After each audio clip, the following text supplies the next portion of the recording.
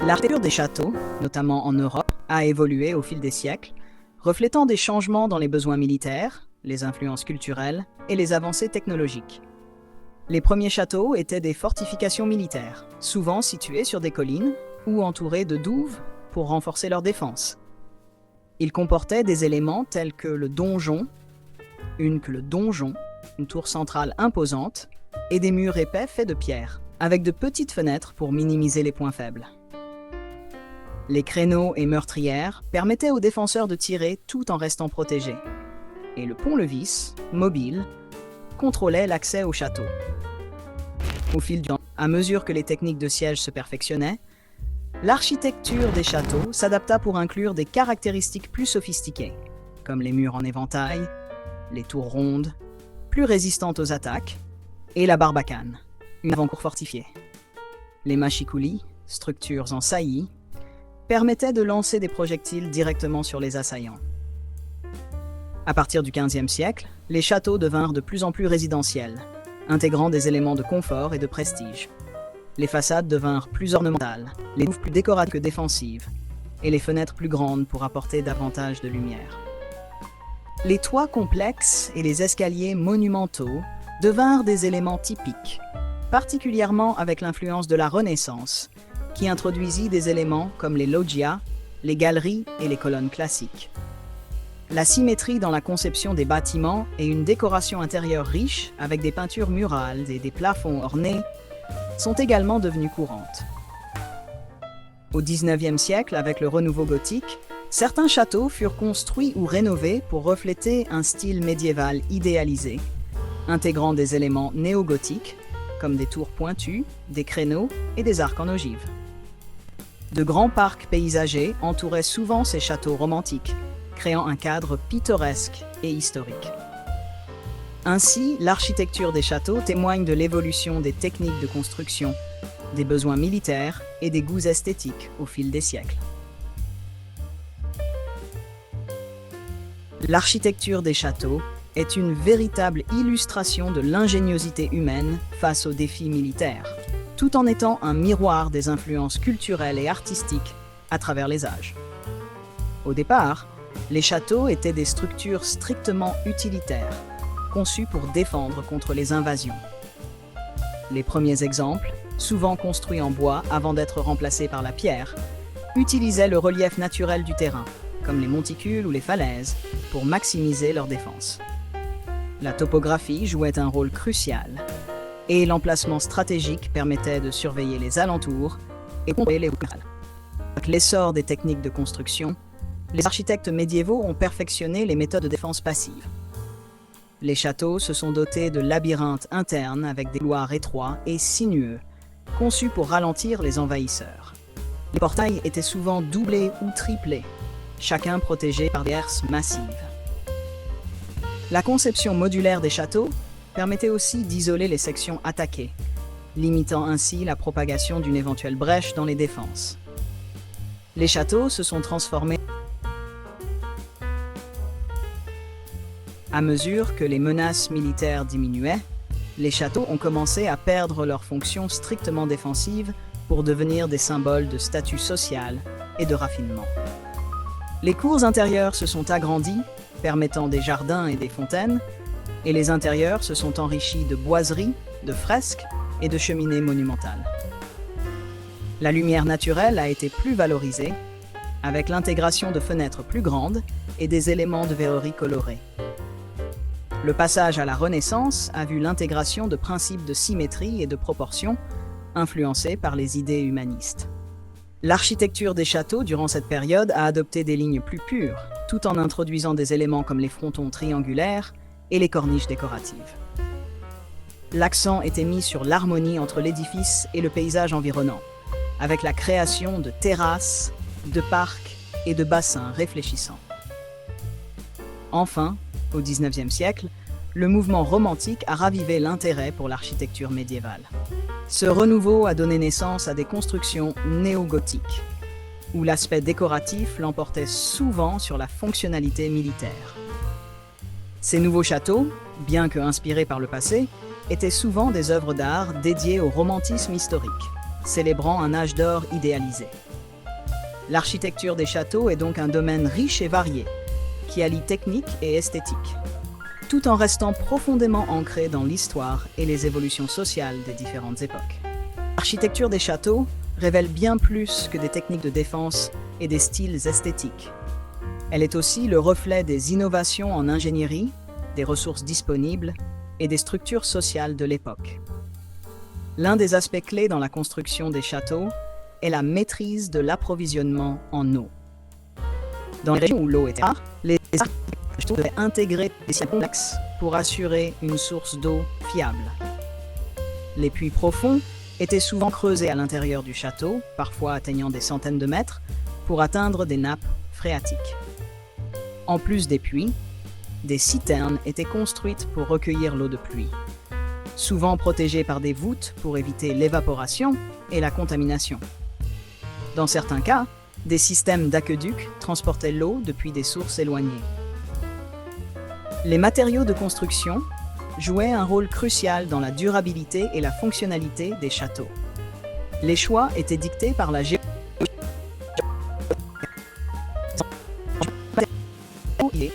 et durabilité. Dans d'autres régions, le granit, bien que plus difficile à travailler, était préféré pour sa résistance exceptionnelle.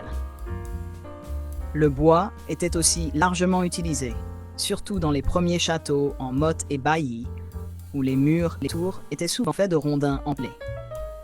Plus tard, les techniques de construction évoluèrent pour inclure des murs de pierre avec des mortiers de chaux, qui non seulement liaient les pierres, mais permettaient aussi une certaine flexibilité face au mouvement du sol. Le design intérieur des châteaux reflétait non seulement le besoin de confort, mais aussi l'organisation sociale. Les salles principales, comme la grande salle ou hall, servaient de centre de vie commune où les seigneurs recevaient les invités, tenaient des banquets et exerçaient leur autorité. Ces salles étaient souvent ornées de tapisseries et dotées de grandes cheminées pour le chauffage.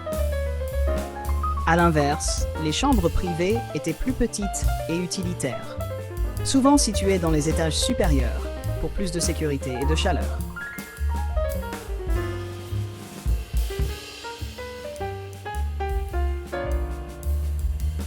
Il existe plusieurs autres aspects fascinants liés à la construction des châteaux, qui mettent en lumière la complexité et l'ingéniosité de ces structures.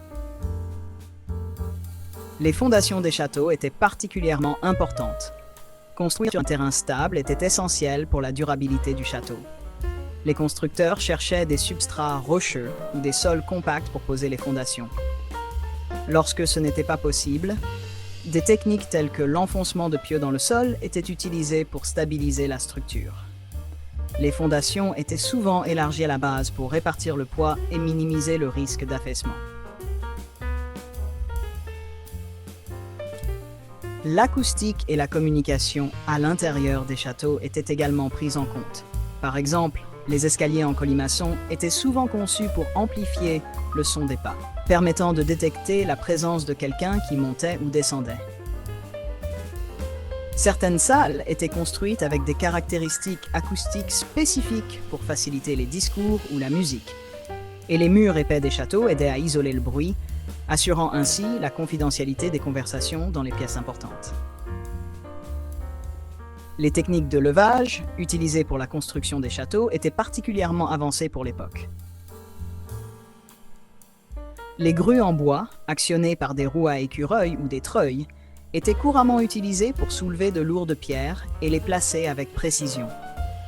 Ces grues étaient parfois montées sur des plateformes mobiles, permettant de les déplacer facilement.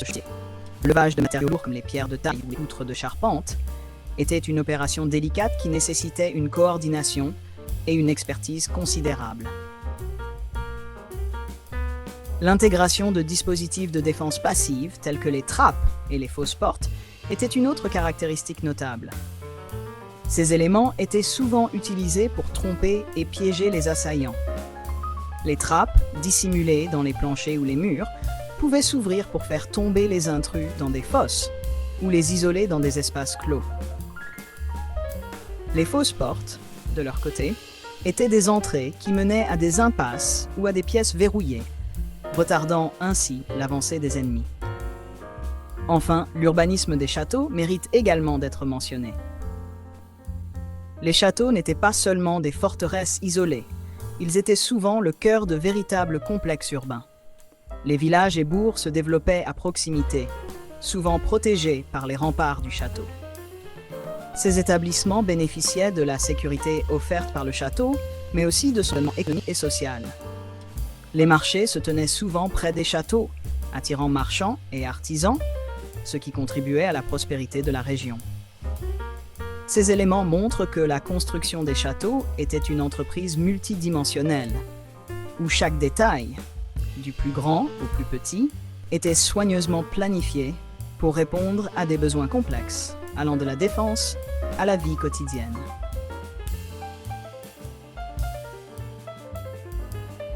Les systèmes de chauffage et de ventilation. Dans les châteaux médiévaux, le chauffage était principalement assuré par de grandes cheminées et des foyers centraux. Les cheminées étaient souvent conçues avec des conduits pour diriger la fumée à l'extérieur. Mais ces systèmes pouvaient parfois être inefficaces, entraînant des problèmes de fumée dans les pièces. Pour la ventilation, des ouvertures dans les murs et des fenêtres, parfois ajustées par des volets, permettaient d'aérer les espaces et de réguler la température interne. L'aménagement des cuisines. Les cuisines des châteaux étaient souvent séparées des bâtiments principaux pour éviter les risques d'incendie. Elles étaient équipées de grands foyers et parfois de fours à pain intégrés. Des conduits étaient utilisés pour évacuer les fumées. La gestion des stocks alimentaires était cruciale, avec des salles de stockage et des cuisines parfois séparées en différentes zones pour la préparation des viandes, des poissons et des produits secs. Les espaces de garde. Les châteaux comprenaient souvent des espaces dédiés aux gardes et aux soldats.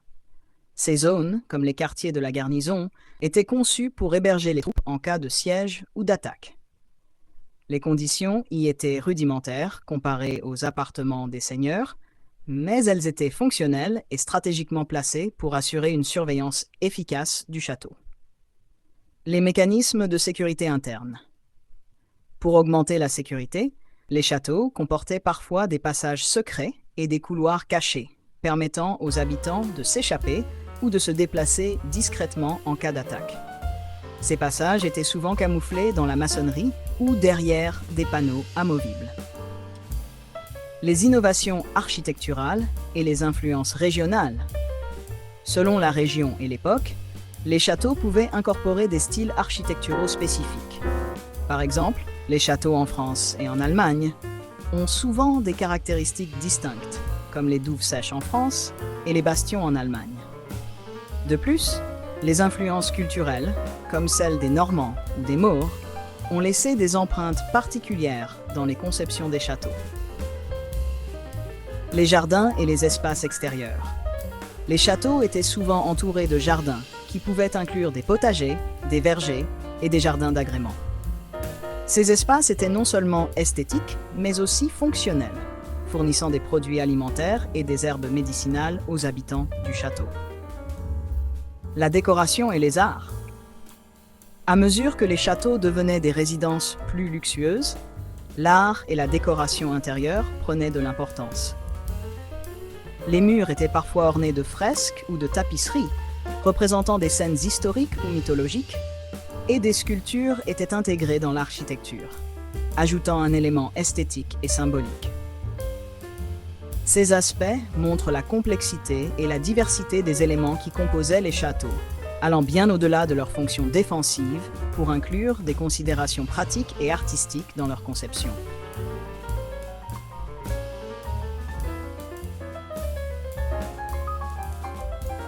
Oui, de nombreux châteaux ont subi des modifications et des modernisations au fil des siècles. Voici quelques façons dont ces transformations se sont manifestées. Adaptation à la modernité militaire. À partir du XVIe siècle, avec l'avènement des armes à feu et des techniques de siège plus avancées, les châteaux ont été modifiés pour intégrer des fortifications adaptées aux nouvelles technologies.